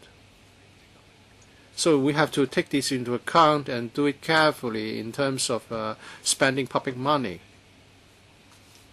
And this is not just an issue for the Hong Kong Post. It would have great implications for the management of the civil service, and that's why the standing commissions look into this very carefully and came to the position that there was no justification to do this. Okay, on the review of the trading fund, I will ask the Bureau representative to supplement. Now, Mr. Wong's question about the operation of the trading fund, whether this will lead to unfair treatment of the staff. Now, we are very concerned about having adequate manpower because we want to fulfill our performance pledge. Now, there is a big fluctuation in the number of mail items. So every day, I have to make sure that the operation is smooth. So the arrangement of manpower is to meet the changing needs of operation. It's not that because we are a trading fund and that's why we have a mixture of civil service staff and NCSC staff. I'll ask Ms. Chan to tell you more. Now, the Hong Kong Post, whether it's operating under trading fund or not, the arrangement of manpower must be adequate and reasonable. Now, and operating as a trading fund, we have quite a bit of flexibility, and this refers to our income to provide market needs, market services, and to use our surplus to cover our deficits. So the pressure for increase in charges can be reduced. Now, if we go on to all permanent staff, it will decrease the flexibility. And also the covering of the deficit by surplus, the use of the trading fund is really desirable. Now, I express dissatisfaction because you are not willing to make any changes in the two arrangements, and staff are suffering as a result. Now, I believe they have got the message, and next we have Mr. Tang. Now, I think the unions have already expressed this. Now, I know that at the senior level, you're trying your best to address the issue, but there are structural issues that is not easy to address. If you do not increase your postal charges, the trading fund will be exhausted. But even after increase, there will still be deficit, but it will take longer before the fund is depleted. But you're already increasing by more than 10%. So this is a structural problem that you cannot avoid. Compared to the other 4 trading funds, this is the only one that is running at a loss, and you use the fund you meant for buying bonds or buying shares to cover up the thing. And this is a structural problem, and you must review the situation. I believe you are finding ways to increase your income, but you've done this for 18 years, and you are not doing it too successfully. And the other way is to cut cost, and that means the staff will suffer, and the manpower issue will become more serious. Now, I would like to say that under the trading fund, section 6 or cap 6, the requires the general manager to manage the trading fund with the objective of providing efficient and effective operation. I believe you can do it. But then, within a reasonable time, meeting expenses incurred in the provision of government services and financing liability of the trading fund out of the income of the trading fund, taking 1 year with another, and this is not being achieved. And number 3, achieving a reasonable return. This is not being achieved. So 2 out of the 3 provisions are not achieved. So there should be a review. Now we have made adjustments, that is to chase back the more than 10 years of inflation, which we did not increase prices or costs. And because we are operating as a trading fund, the pressure for increasing fees has been reduced. Now, the Section 6 of CAP 430, that there should be a rate of return. Now, we are not aiming to achieve a certain target, but only to make the books balance. But what if there is operational loss next year? Will you do a review? Now, we have only just started our increase in fare in December, and we will give it some time. Now, you have changed the mode of operation for 18 years, and you are not doing review, because if you cannot increase income, then you will have to reduce the expenditure, and then their staff will suffer. Now, on achieving savings, now you are concerned, or members are concerned, about whether the work of staff will be increased or the burden will be increased. Now, we can work through automation. Now, I'll give you some examples. In selection of letters, it was done manually in the past, and now we have automation, and we can read addresses in English, and we have enhanced its reading or decoding ability, and we are also trying to improve the machine so it can read Chinese as well. So this will decrease the need for manpower. And we have another IT scheme, which is a kind of a comprehensive mailing system. And this will turn the frontline staff operation automated. Now, you would see that at the moment, staff are tearing out stamps, and at the end of the day, they have to make sure that everything tallies. But now we are proposing some sort of arrangement so that you have the right amount of postage given one stamp instead of using individual stamps. And this will save work at the end of the day when you have to tally the figures. And with these automation in place, you can have more information about the amount of letters you have to handle, and this will improve the overall process. Now, and also on the side of delivery, if it's bulk airmail, now in the past we allow the sender to place the stamps, and then we have to have manpower to stamp those stamps. But now, if this can be done in a different way, so I'm just quoting this example to show how we increase productivity and to make sure that our staff has a reasonable manpower. Now, our meeting should end at 12:45,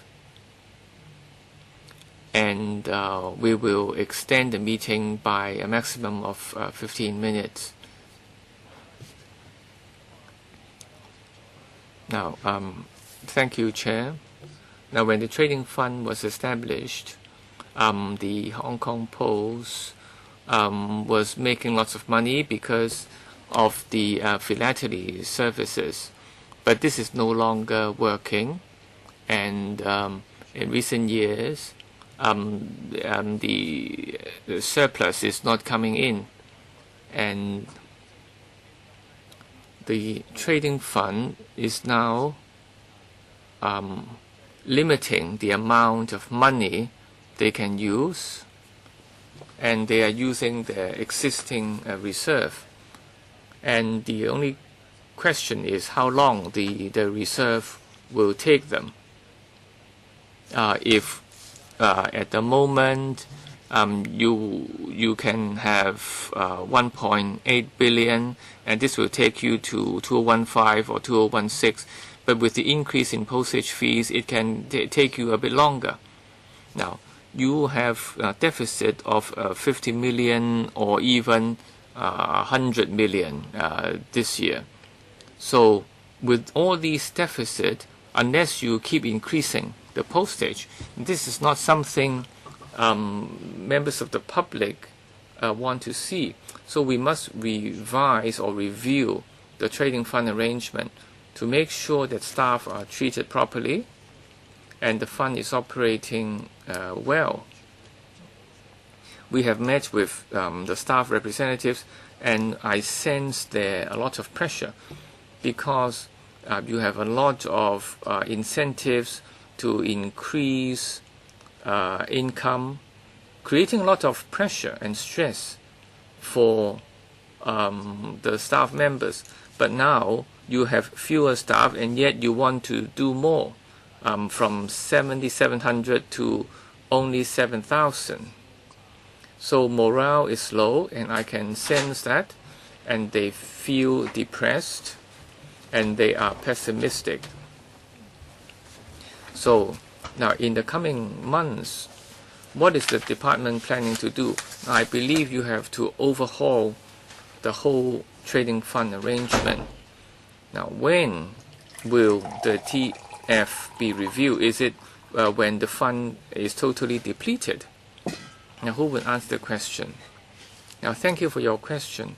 Now, as I said earlier, the trading fund offers greater flexibility to allow us to have new services. So this is good for us to improve our financial situation. It will also allow speed posts resulting in surpluses to cover the deficit, so that the pressure for increasing fares will be reduced. And I'll defer to the Postmaster General for your other questions. Now, on increasing income, now we have been working rather hard on this. And now, for example, we have launched a scheme. I'm sorry, I don't think you need to introduce new services, but when are you going to review the trading fund? Now, I think the Bureau has already responded on this. Okay, so the answer is the question is answered. Now, the Postal Service and its standard of provision depends a lot on manpower. Now, so how do you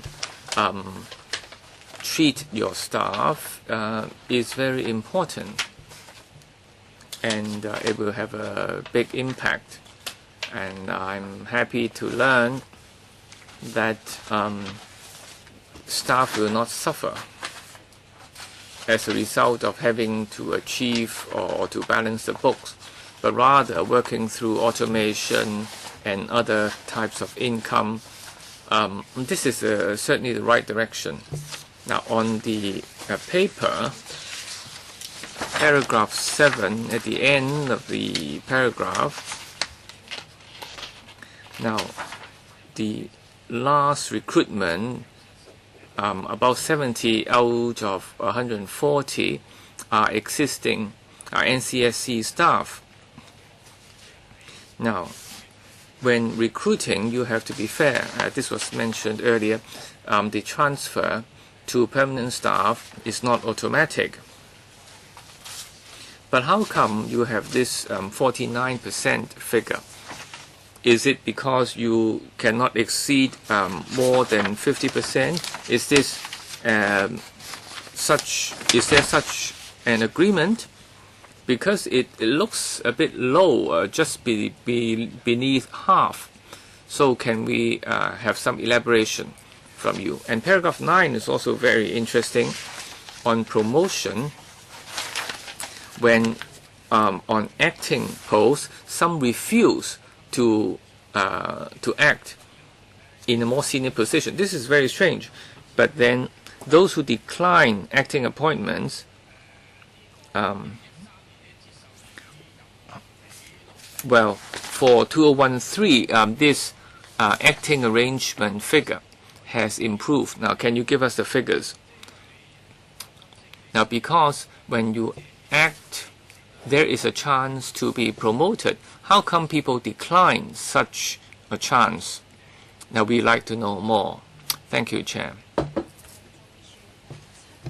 With regard to paragraph 7, that is the recruitment of civil service postmen.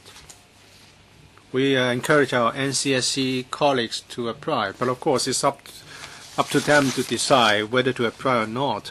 And in the recruitment exercise, we have to follow the CSB regulations. It must be open and fair. We select the candidates on the basis of merit and suitability.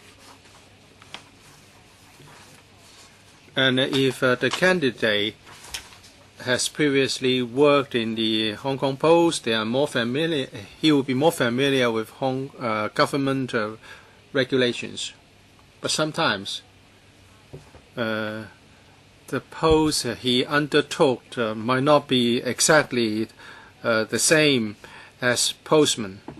So half of them were serving colleagues. That's not bad as a percentage. We encourage our NCSC colleagues to apply for such posts. As for why some colleagues decline to accept acting appointments, well, there are different reasons. Sometimes the colleague is not confident about themselves. For example, for the promotion from a postman to senior postman, some of the duties may involve working front night at our post offices. For those who have been delivering mail, they may not be confident about their ability to do this. So we want to encourage our colleagues to accept acting appointments.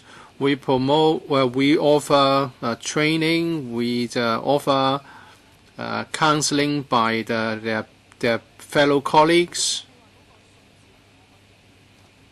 I can provide the figures in this regard after the meeting. I want to know more about the recent recruitment exercise, how many applications are from contract staff and how many are not from contract staff. All right, please provide the figures after the meeting. Mr. Leung Kwok Hong, of course, they have not done the calculations right. Well, it used to be a monopoly, and it could support a trading fund, but now the market is open. I don't see eye to eye with other colleagues about this. Well, Hong Kong Post loses out in the competition, not because you are bad because the private sector is better. I've never seen the postmen carrying a heavy bag riding on the MTR like those offering the similar services in the private sector. Maybe the private sector is not treating these employees well. Well, these couriers work very hard, and then they have to pass the mail items over the railing. They are very flexible. Civil servants are not flexible. And also the private sector exploit their employees. We cannot protect these people, and as a result, Hong Kong Post will lose out in the competition.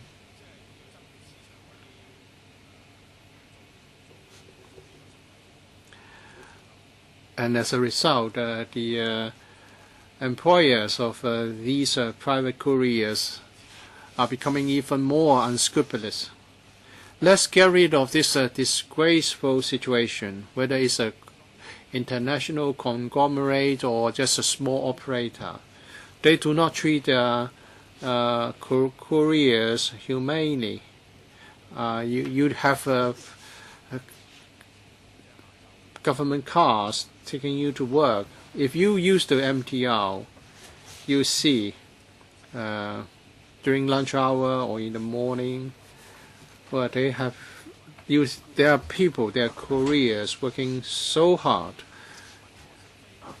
to cope with the demand. You're now glossing over the problems. If the competition environment is such that you cannot prevent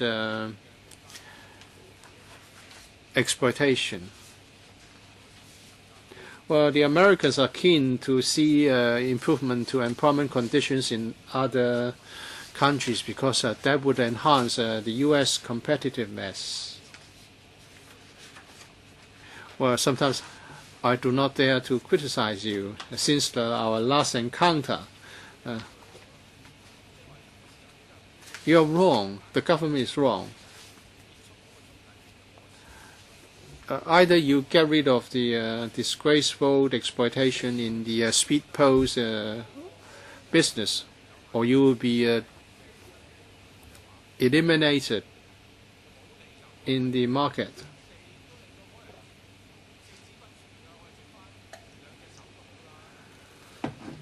You cannot allow them to mistreat their employees in the private sector.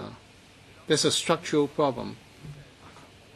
You think that by exploiting your monopoly, you can provide cross-subsidy, and now this is no longer tenable. I just don't see any solution. So I don't share the other members' views. You must, first of all, get rid of the disgraceful exploitation in the market first. Mr. Lee again, I can't agree with Mr. Leung Kok-hong more.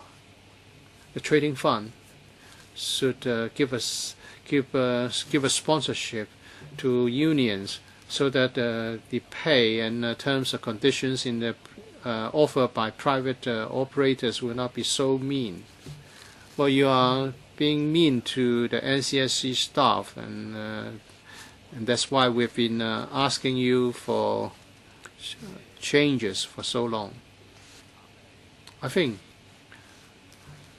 the number one problem with the Hong Kong Post is that you are going to lose if you keep the trading fund, and you are going to lose if you get rid of the trading fund. You talk about trading fund being flexible so that you can have more profitable business. If you revert back to a government department, you have to be even meaner, and the situation will be worse.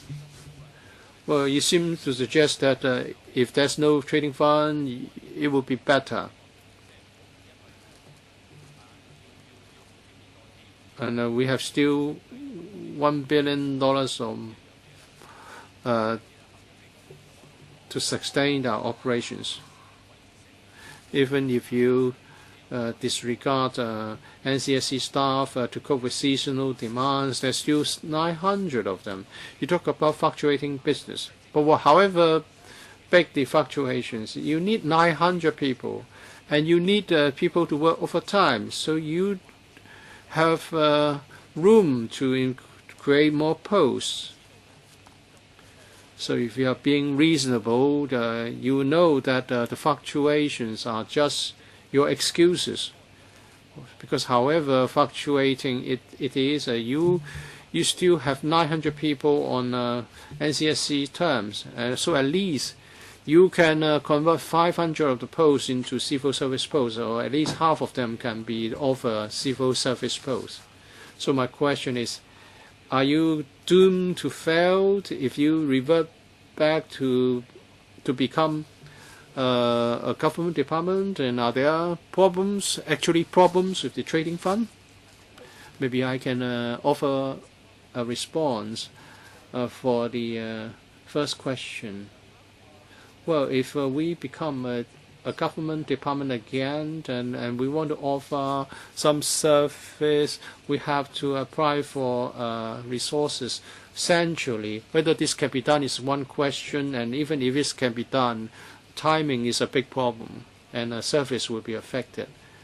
As for NCSC staff, I will invite the Postmaster General to respond. Well, you talk about flexibility being good, but are you using the flexibility to help the colleagues in your department, or are you trying to use flexibility to reduce civil service posts and the possibility of offering the permanent and civil service posts to your colleagues? Well, my department has been making the best use of the flexibility. Mr. Lee is concerned whether we can convert some of the NCSC posts into civil service posts. We did this before, we'll continue to do this.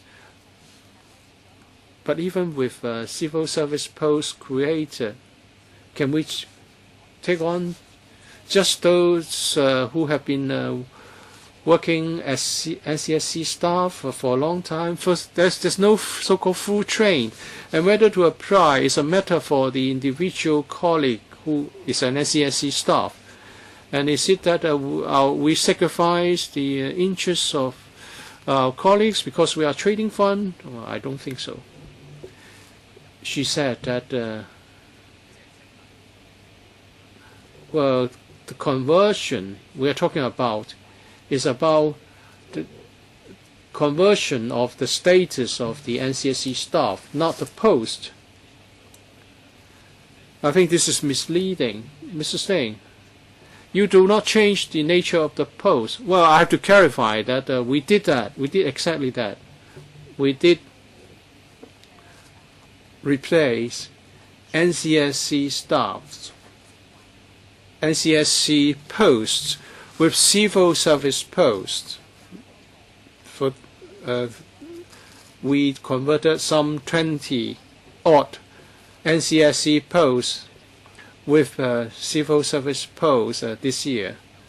Well, it's just 20-odd, but it's better than nothing. You have 2,000 NCSC staff, so it's better than nothing. Maybe I can also supplement that in considering whether a NCSC post should be turned into a civil service post in the establishment. We have to look at the long-term need and whether the need is stable in the long term. In my introduction, I said that postal service has been subject to a lot of changes in recent years. So we need to think carefully whether there is a long-term and permanent need. Notwithstanding this, or whatever we can do to convert such a contract post to civil service post, we'll do it. I think we've already overrun, and members have still got a lot to say. Well, it's just 1%. 2,000 contract staff, and 1% of the posts have been converted. It's just a little bit of better than nothing. All right, next item, AOP. If there's nothing under AOP, meeting is adjourned.